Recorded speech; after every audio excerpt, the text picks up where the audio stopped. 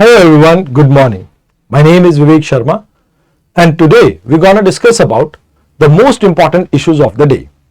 First article में हम लोकपाल के बारे में जानेंगे और लोकपाल और सुप्रीम कोर्ट की कंट्रोवर्सी को समझेंगे यहां पे. देन नेक्स्ट आर्टिकल जीडीपी से रिलेटेड है, we gonna talk about that also. सबसे पहले लोकपाल को समझते हैं. देखिए, लोकपाल का मतलब होता है care taker of the people.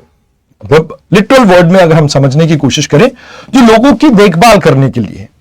वैसे इंडिया का टॉप एंटी करप्शन ombudsman भी इसे कहा जा सकता है और ये एक स्टैट्यूटरी ऑर्गेनाइजेशन है जो कि लोकपाल एंड लोकायुक्त एक्ट 2013 के अंडर बनाई गई थी एंड ये फोर्स में आया था 2014 में.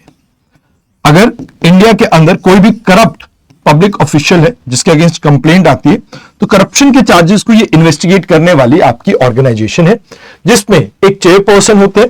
चेयरपर्सन आपके फॉर्मल सीजीआई हो सकते हैं, चीफ जस्टिस ऑफ इंडिया, या सुप्रीम कोर्ट के कोई जज हो सकते हैं.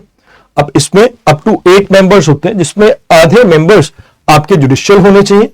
इसमें एक सिलेक्ट कमेटी होती है जो यहां पर अपॉइंटमेंट के लिए सिलेक्शन करती है, जिसमें प्राइम मिनिस्टर होते हैं, speaker of Lok Sabha, leader of opposition, then chief justice of India या उनके द्वारा नॉमिनेटेड किया गया कोई भी सुप्रीम कोर्ट का जज और एक एमिनेंट जूरिस्ट. ये मिलके यहां पर पूरे सिलेक्शन प्रोसेस को रन करते हैं. अब देखिए, यहां आपको यह समझना होगा लोकायुक्त जो है ये अभी, या लोकपाल अभी न्यूज में क्यों है. एक कंट्रोवर्सी ये हुई कि रिसेंटली जो लोकपाल है उन्होंने ये कहा कि जो जजेस हैं आपके हाई कोर्ट के, वो हाई कोर्ट के जजेस लोकपाल की एम्बिट में आते हैं.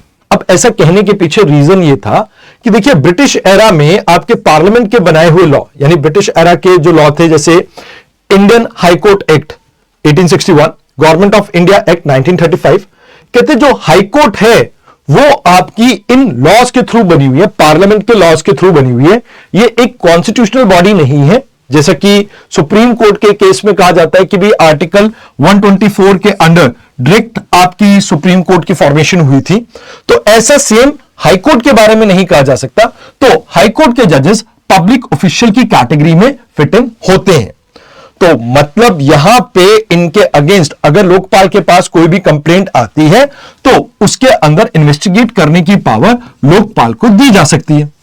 अब यह बात जब सुप्रीम कोर्ट के अंदर आई तो यहां पर तुरंत ही एक 3 जजेस की स्पेशल बेंच ने इसके ऊपर स्टे लगा दिया. कहा कि भाई ये तो बहुत गलत है और डिस्टर्बिंग है, क्योंकि इससे जुडिशियल इंडिपेंडेंस के ऊपर असर पड़ सकता है. अब इन्होंने, सुप्रीम कोर्ट ने नोटिस इशू किया सेंटर को, लोकपाल को एंड इवन कंप्लेनेंट को कि भाई ठीक है, 18 मार्च को हम इसके ऊपर डिस्कशन करते हैं and then we gonna decide कि भाई वेदर लोकपाल की जुरिस्डिक्शन इसके ऊपर आती है कि नहीं.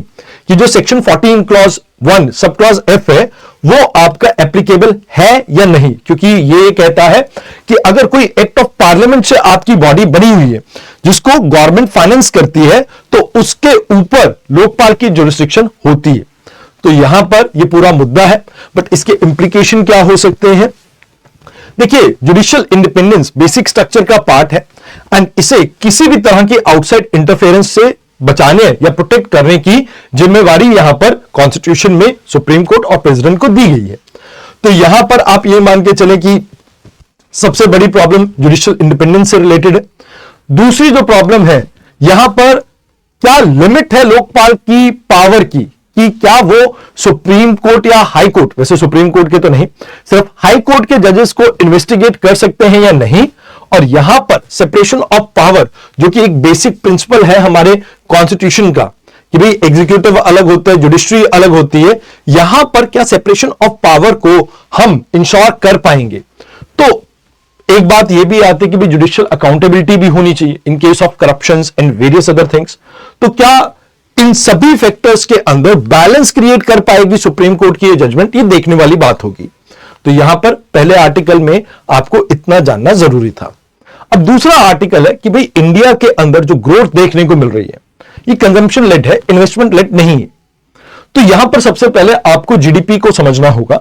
जीडीपी मतलब कि total value of goods and services जो एक इकोनॉमी में प्रोड्यूस की जा रही, मींस एक साल के अंदर, एक फाइनेंशियल ईयर के अंदर इंडिया के अंदर जो भी आपकी, आप ये कह सकते हो कि domestic goods and services provide हो रहे हैं, चाहे आपका इंपोर्ट एक्सपोर्ट भी इसमें इंक्लूड कर लो, तो ये आपकी जीडीपी को दर्शाते हैं। जैसे लेट्स से एक इकोनॉमी में सिर्फ साइकिल बन रही है, एक साइकिल की कीमत 10,000 रुपए है और 100 साइकिल बन रही है, तो उस देश की जीडीपी यहां पर 10,000 इंटू 100 हो जाएगी। अब सर्विसेज भी ऐसे ही इंक्लूड की जाती है और इन सभी का सम्मेशन आपका जीडीपी कहलाता है। अब अगर हम जीडीपी की कैलकुलेशन करें तो उसमें 4 मेजर फैक्टर हैं। वन इज प्राइवेट कंजम्पशन, जैसे आपका और मेरा। अब ये जो फैक्टर है इंडिया की जीडीपी में मेजर कंट्रीब्यूटिंग है। मतलब एक्चुअल में देखो 4 मेजर कंपोनेंट है आपके जीडीपी के। One is private consumption, investment, government expenditure and net export, जिसमें आप इंपोर्ट एक्सपोर्ट को आपस में माइनस करते हैं। अब देखिए यहां पर आप समझे कि इंडिया के अंदर क्या हो रहा है कि जो हम यानी हाउस होल्ड स्पेंड कर रहा है इकोनॉमी के अंदर, उसे हम कह देते हैं कंजम्पशन। यानी इंडिविजुअल की जो स्पेंडिंग है गुड्स एंड सर्विसेज के ऊपर, जैसे फूड, क्लोथ, इलेक्ट्रॉनिक्स, ये सभी आपकी कंजम्पशन के अंदर आ गया। इन्वेस्टमेंट की अगर बात की जाए तो जैसे फॉर एग्जांपल कंपनीज में फैक्ट्रीज लगाने के लिए, मशीन्स लगाने के लिए, इंफ्रास्ट्रक्चर लगाने के लिए जो इन्वेस्टमेंट की जाती है वो आपकी यहां पर आ गई। जो स्पेंडिंग की जाती है इन्वेस्टमेंट की कैटेगरी में आ गई। गवर्नमेंट जो सब्सिडीज वगैरह प्रोवाइड कर रही है, सैलरी प्रोवाइड कर रही है या सर्विसेज प्रोवाइड कर रही है, इंफ्रास्ट्रक्चर प्रोवाइड कर रही है, वो गवर्नमेंट की एक्सपेंडिचर में आ जाएगा। एंड एक्सपोर्ट माइनस इंपोर्ट, ये आपका नेट एक्सपोर्ट की कैटेगरी में आता है। तो प्रॉब्लम यहां पे ये है कि देखो मेजर जो इकोनॉमी आपकी ग्रो करती है वो इन्वेस्टमेंट लेड होती है। मींस आप कैपिटल इन्वेस्टमेंट करते हो इकोनॉमी के अंदर और वो मल्टीप्लायर इफेक्ट का काम करती है, जिससे आपकी जीडीपी बहुत तेजी से ग्रो करती है। बट यहां पर इंडिया के अंदर प्रॉब्लम क्या आ रही है, इंडिया में प्राइवेट कंजम्पशन लेड आपको ग्रोथ देखने को मिल रही है। मतलब आप यहां पर ये मान के चलें कि पब्लिक इन्वेस्टमेंट भी आपकी बहुत कम चल रही है। गवर्नमेंट मेजरली फोकस कर रही है टैक्स कंसेशन पे, जहां पर इन्वेस्टमेंट और ज्यादा वीक होती जा रही है एंड इसकी वजह से फ्यूचर में हमें प्रॉब्लम आ सकती है। जैसे कहा जाता है कि अगर चाइना की इकोनॉमी से इंडिया की इकोनॉमी को कंपेयर करो तो प्राइवेट कंजम्पशन इंडिया में 60% कंट्रीब्यूट कर रही है जीडीपी के अंदर, इन्वेस्टमेंट आपकी 30% के आसपास है एंड गवर्नमेंट कंजम्पशन की बात की जाए तो 10%, एक्सपोर्ट हमारे 21% एंड इंपोर्ट हमारे 24%। तो ओवरऑल हमारी जीडीपी के स्कोर में आप ये मान के चलो कि सबसे ज्यादा जो कंट्रीब्यूशन आ रहा है वो प्राइवेट कंजम्पशन से आ रहा है एंड ये लॉन्गर ग्रोथ के लिए अच्छा नहीं है। क्योंकि जब भी पब्लिक इन्वेस्टमेंट इंक्रीज होती है, पब्लिक इन्वेस्टमेंट के साथ आपको बहुत सारी चीजें और देखने को मिलती है, जैसे जॉब क्रिएट होती है। इससे जब जॉब आएगी लोगों के पास सैलरी आएगी, आप डिमांड क्रिएट करते हो इकोनॉमी के अंदर एंड इससे आपकी फ्यूचर की प्रोडक्शन कैपेबिलिटीज और ज्यादा एनहांस होती है। अब अगर कंजम्पशन के ऊपर जाओगे तो प्रोडक्टिविटी एसेट्स की आपकी डिक्लाइन करती रहेगी। तो यहां पर यह कहा जाता है कि भी देखो आप अगर 1992-93 की बात करें तो चाइना और इंडिया की जो पर कैपिटा इनकम थी वो सेम थी, बट अभी चाइना हमसे कम से कम 5 टाइम ज्यादा पर कैपिटा रखता है, बिकॉज चाइना ने कॉन्स्टेंटली 40% के आसपास अपनी लाइक इन्वेस्टमेंट बेस्ड ग्रोथ, मतलब इन्वेस्टमेंट बेस्ड जीडीपी को कहीं ना कहीं इंप्रूव किया। तो कहते हैं इसके ऊपर हमें फोकस करना पड़ेगा, because over a period of time जैसे जिस हिसाब से ये आपकी पूरी इन्वेस्टमेंट एंड सब कुछ चल रहा है, तो कहते हैं इंडिया के अंदर ट्रेंड्स थोड़े गलत हैं। तो ये मैंने आपको समझाया कि इंडिया में मेजरली ट्रेड डेफिसिट है, इन्वेस्टमेंट कितनी कर रहे हैं हम, कंजम्पशन कितनी है। चाइना में थोड़ा उल्टा देखने को मिलता है, ट्रेड सरप्लस भी है ये। तो कहते हैं इंडिया को थोड़ा इंप्रूव करने की जरूरत है।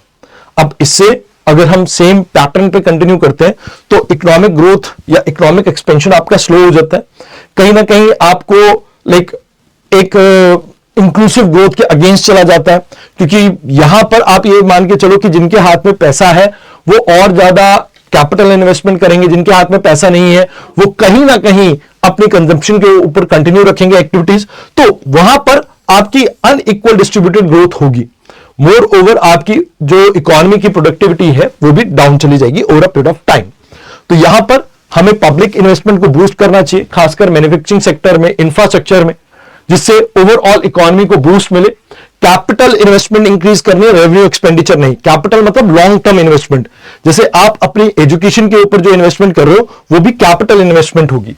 तो इसमें आप इंकरेज कीजिए प्राइवेट इन्वेस्टमेंट को भी, जैसे मान लीजिए आप इसमें इंसेंटिवाइज कर सकते हैं, इनोवेशन को बूस्ट कर सकते हैं, प्राइवेट सेक्टर का इन्वेस्टमेंट इंक्रीज कीजिए, आप इंडिया की इंडस्ट्रियल ग्रोथ के ऊपर फोकस कीजिए, मेक इन इंडिया को प्रमोट करने के लिए आप और ज्यादा मेहनत कीजिए, कॉम्पिटिटिवनेस इंडिया के जो प्रोडक्ट्स है उनकी ग्लोबल लेवल पे इंक्रीज करने की बात कीजिए, आप इंक्लूसिव ग्रोथ को इंप्रूव करने के लिए एजुकेशन, हेल्थ, स्किल डेवलपमेंट के ऊपर फोकस कीजिए एंड लॉन्ग टर्म प्रोडक्टिविटी के ऊपर फोकस कीजिए, जहां पर टेक्नोलॉजी के ऊपर इन्वेस्टमेंट यानी R&D के ऊपर इन्वेस्टमेंट आपको इंक्रीज करने की जरूरत है। तो अगर हम ऐसा कुछ करते हैं तो इससे इंडिया की जो जीडीपी ग्रोथ है वो लॉन्ग टर्म में भी हम सस्टेन रख पाएंगे। तो यहां पर आई होप आपको आर्टिकल क्लियर हुआ हो। तो आज के यही 2 आर्टिकल्स थे जिसको हमें डिस्कस करना था। तो आज की वीडियो में इतना ही। धन्यवाद।